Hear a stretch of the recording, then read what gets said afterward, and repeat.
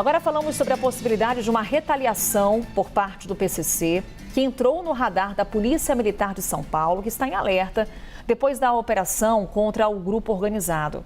O Pedro Duran é quem traz para a gente essa apuração em detalhes. Pedro, falávamos instantes atrás sobre essa possibilidade, está lá em destaque no site da CNN Brasil, no blog do Pedro Duran.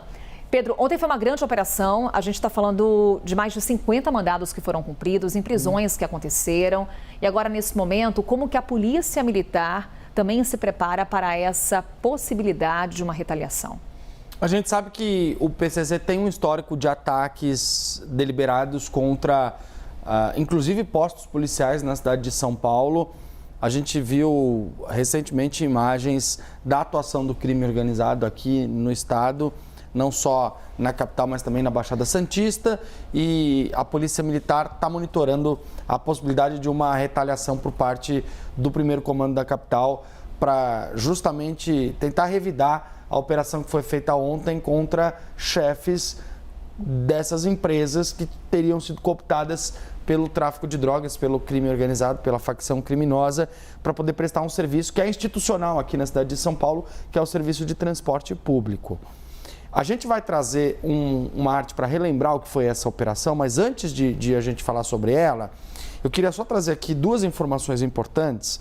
Primeiro, informação do prefeito Ricardo Nunes, que acabou de me mandar aqui um informativo da operação das garagens e da saída das frotas do sistema de ônibus de São Paulo. Era um ponto, inclusive, falávamos também há pouco, aí o prefeito já enviando aqui uma manifestação para o Pedro Duran, porque por conta dessa operação havia o receio de que o transporte público em São Paulo fosse afetado hoje, porque a gente está falando de uma operação que envolveu duas concessionárias que são responsáveis por transportar cerca de 700 mil passageiros, operam mais de 10 linhas na capital paulista e agora temos então a manifestação do prefeito com relação à prestação desse serviço na capital paulista. Dizendo que 100% da frota prevista para o horário está em operação. Então, que até o momento eles não identificaram nenhum tipo de impacto nessa ação da Polícia Militar e do Ministério Público de combate ao PCC que estava enfronhado nessas empresas. O prefeito esteve ontem na Transwolf, que é uma das empresas, e visitou lá a sede da empresa para entender como seria essa intervenção. E me disse que muitas pessoas o procuraram para, inclusive, falar da preocupação de não terem os salários pagos ou de serem demitidos, motoristas, pessoas que trabalham nesse setor dentro da empresa justamente por conta dessa operação. E ele tentou até tranquilizar as pessoas, dizer que a prefeitura ia tomar o controle, mas ia cumprir com as obrigações. Vamos ver então a arte, e aí a gente vai falando sobre ela, porque ela resume um pouco do que foi a operação.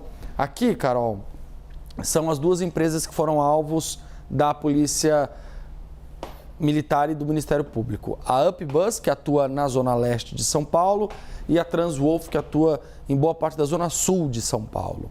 Essas duas empresas tiveram 74 milhões de reais injetados pelo PCC e faturaram mais de 800 milhões de reais da prefeitura só no ano passado. É disso que a gente está falando. É muito dinheiro. 800 milhões de reais é muito mais que o orçamento da maioria das cidades brasileiras durante um ano todo, para se ter uma ideia. Até para fazer aqui uma pontuação, Pedro, recebiam isso da prefeitura porque eram empresas que passavam por licitação. Sim. Né? Havia ali a injeção do dinheiro do PCC, as investigações depois mostram isso. Mas no primeiro momento participavam da licitação, por conta disso operavam na cidade de São Paulo e recebiam esse valor pela prestação do serviço de transporte na capital paulista. E é bom que se diga, neste momento nós não temos nenhum indício de cooptação de servidores públicos, agentes públicos ou funcionários da Prefeitura de São Paulo pelo crime organizado. O Ministério Público fez questão de ressaltar isso, não só durante a coletiva, mas na comunicação com os jornalistas. Para além disso, a Controladoria Geral do município e o Tribunal de Contas do município receberam da Justiça um aviso para que analisem o que foi tratado nesse inquérito criminal. Então, a operação saiu às ruas com o objetivo de prender 4 pessoas. Esse era o objetivo inicial. Trago agora uma atualização também do Ministério Público que diz, Carol, que foram 3 mandados de prisão cumpridos e mais 3 em flagrante.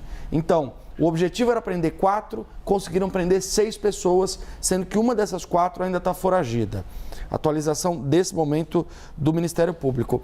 E eles ainda dizem também uma atualização de agora, que ontem à noite ofereceram a denúncia contra 26 pessoas. O Ministério Público, portanto, confirmando isso.